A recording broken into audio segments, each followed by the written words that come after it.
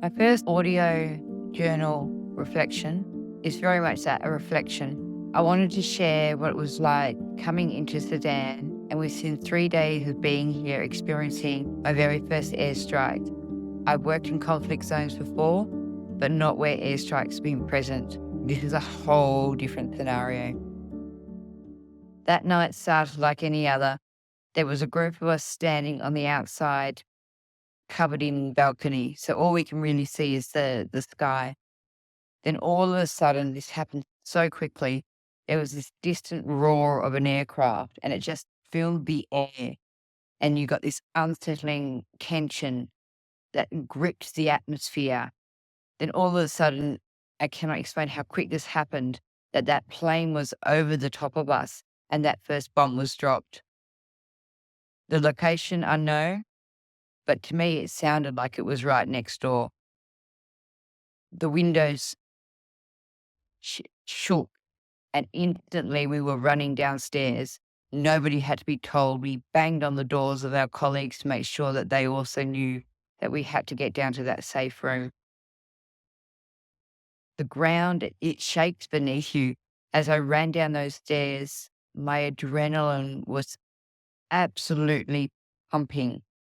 My heart was beating a million miles an hour. I still to this day don't know how I managed to get down the stairs without falling. You've got so much adrenaline going through your veins at that point. And in that moment, time seems to stand still. Um, as I rushed down those stairs, all I could think about was the safety of the few people in my team I'd managed to meet. I thought about the community. Instantly in my mind, I've started planning, what are we going to do tomorrow? How many casualties are there going to be? What supplies do we have? How do we manage this situation? Despite all the chaos, you get this resilience that surfaces, which drives you to assess the situation and to start thinking about how you will manage in the morning. Um, and within the room itself, as we all arrived down there, we head counted, made sure everybody had actually got to the room. Um, you start looking at how do you comfort those around you, because we all react so differently in this situation. There are people that, laugh and joke, and it's a coping mechanism.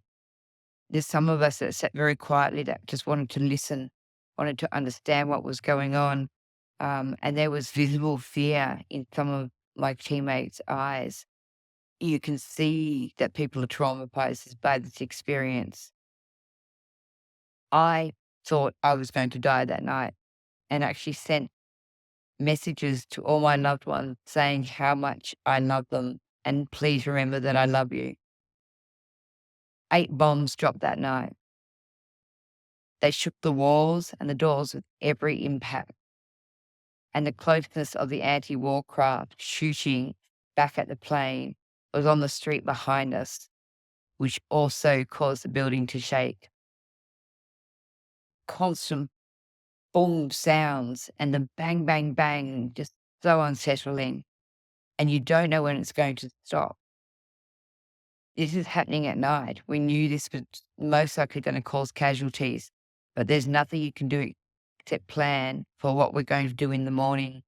And that's a terrible feeling in itself, because instantly, as an ER nurse and someone with experience with mass casualties, I want to be there. I want to be there helping, because I know I have that skill set. But the security context and our own personal safety doesn't allow that. The aftermath leaves a stark realization about the fragility of life in conflict zones and the urgent need for humanitarian aid. That first airstrike becomes a defining moment, one that deepens my personal resolve and shapes my understanding of the complex realities faced by the people that live in this situation every day and have done for quite some years. It's a jarring reminder of the risks taken daily by humanitarian workers and the strength required to continue in the face of this overwhelming adversity.